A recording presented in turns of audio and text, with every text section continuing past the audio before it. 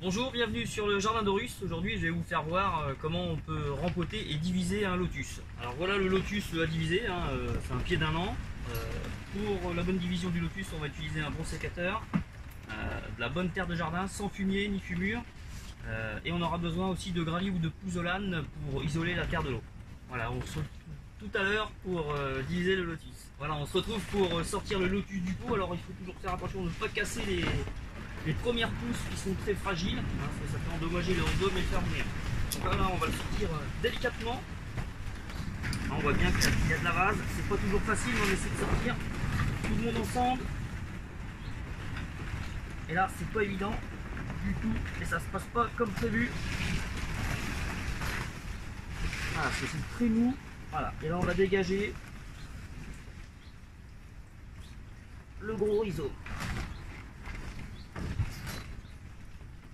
Voilà, alors toujours faire attention de ne pas casser le rhizome parce que c'est la mort assurée pour le rhizome. Alors une fois qu'on l'a sorti, on essaie de dégager les racines. Voilà. Et ce qu'on peut faire aussi, c'est soit on le rince au jet d'eau dehors, soit on le rince dans un seau pour y voir un peu plus clair et savoir où on va couper exactement le rhizome.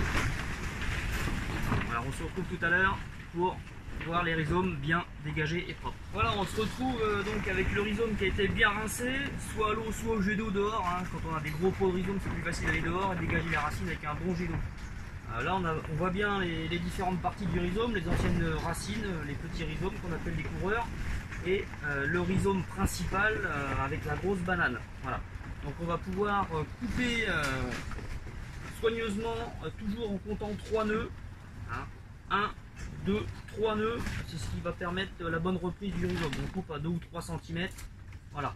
Et là, on a le rhizome principal qui est dégagé et qui va être prêt à rempoter dans son pot. Les autres petits rhizomes coureurs avec des pousses, on peut les couper aussi et les remettre dans des petits pots et les laisser pousser aussi. On va toujours compter toujours 3 nœuds. 1, 2, 3 nœuds. Voilà. Ça fera toujours la bonne reprise et faire attention car les rhizomes et les tiges sont très cassantes et une fois qu'elles sont cassées, le rhizome meurt. On se retrouve tout à l'heure pour la mise en place du rhizome. Donc voilà, on est prêt donc pour rempoter le rhizome de lotus qu'on a bien nettoyé, bien préparé, en prenant toujours soin de garder 2 bananes et 3 nœuds. Les nœuds avec les racines, c'est ce qui permet d'isoler l'air, le rhizome de l'air. L'air ne passe pas dans le nœud et ainsi il est isolé et on garantit la reprise. Donc à partir de là, on met de la terre dans le pot.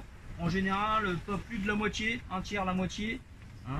Une bonne terre de jardin sans fumier toujours. Voilà. On voit bien les 2 tiers de terre propre, sans fumier. On rajoute toujours un petit peu d'engrais parce que c'est une plante très gourmande. Donc soit de l'engrais osmocoté ou alors, moi j'utilise du sang séché et de l'engrais à diffusion lente en bio. Je préfère matière organique à diffusion lente que je mets au fond du pot comme ça. Voilà, je remets un petit peu de terre pour isoler les racines, de l'engrais pour pas que ça brûle les racines. Voilà. Ensuite, on va pouvoir disposer le rhizome. Alors là, je reprends le même pot. Mais en général, on prend un pot beaucoup plus grand parce que c'est une plante qui se développe beaucoup.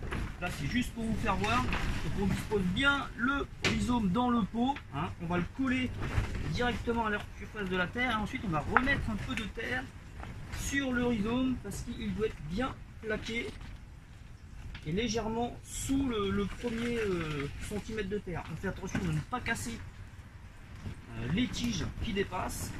Et si on les casse, le rhizome est mort. Voilà. Donc on tasse légèrement. Ensuite, on va isoler la terre de l'eau. On met soit des petits graviers, de la pouzzolane, des cailloux pour plaquer tout le monde. Et ça permet de maintenir en place le rhizome. Voilà.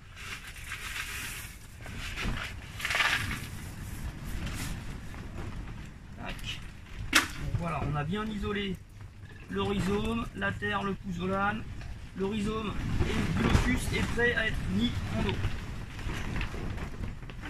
Alors on utilise de l'eau de bassin, l'eau de réseau, l'eau de robinet. Voilà, on met la main, on évite de faire un gros remous. et on remplit le pot jusqu'en haut. Donc là c'est un pot hermétique, hein. Le pot on peut l'immerger dans une grande bassine ou dans un petit bassin, mais il doit toujours être en eau. Voilà. Le mois de mars c'est la bonne période pour rempoter ces lotus. N'hésitez pas à liker ma petite vidéo et je vous dis à bientôt sur le jardin de Russe. Salut!